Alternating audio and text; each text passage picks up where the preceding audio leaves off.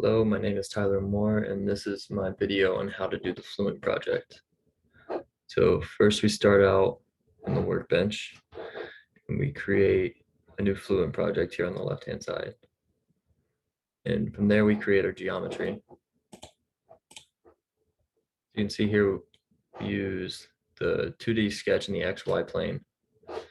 And therefore, since we're using a cylinder, we just need to create a circle. So we use the sketching tools to create a circle with a diameter of 1 meter. And then after that, we create our control volume. And the way we do that is we use a sketch tool to create 4 lines. One from here to here, here to here, here to here, and here to here. After we have those 4 lines, we then have points in both of these corners, and we can use the rectangle tool to create our control volume. The size we're using here is 50 meters by 50 meters. Once we have a rectangle, we can get rid of these 4 lines, and that is our geometry done. So back in the workbench, you can see the next step is to do the mesh. So for the mesh, we're using the triangle method. So we select our geometry, change the method to triangles, and then from there we need to change the sizing. So the element size we went with is 0.005.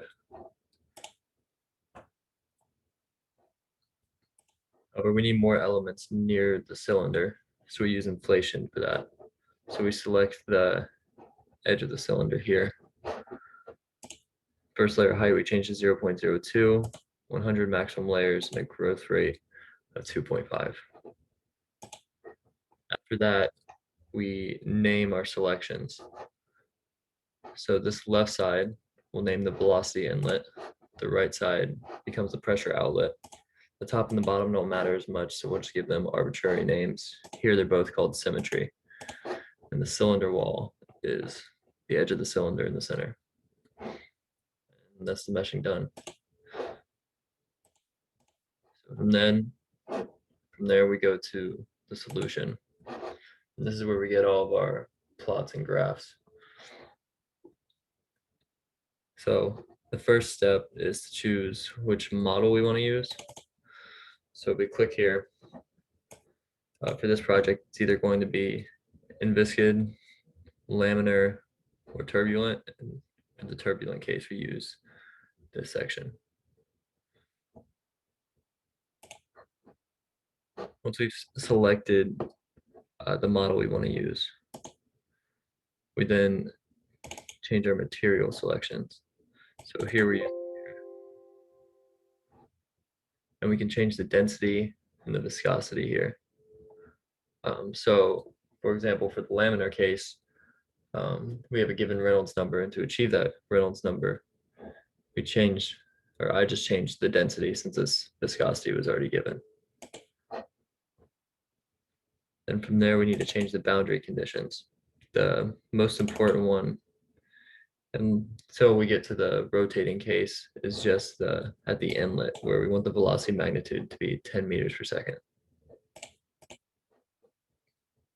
Now, when we do the rotating cylinder case, the laminar flow, we'll have to go into the cylinder wall, under the wall section, and change the rotational speed to whatever is specified here is -40 radians per second.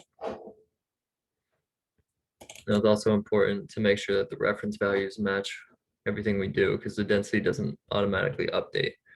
So here I changed the density to the same density I used in the materials section. And here we can see the velocity matches up as well. And once we have our reference values done, we can run some initialization.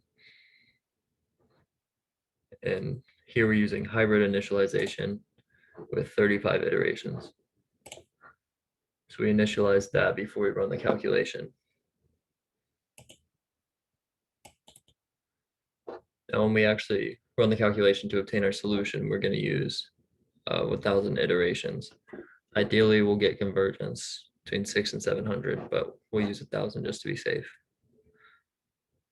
So once we have our solution, we can get our plots and our contours.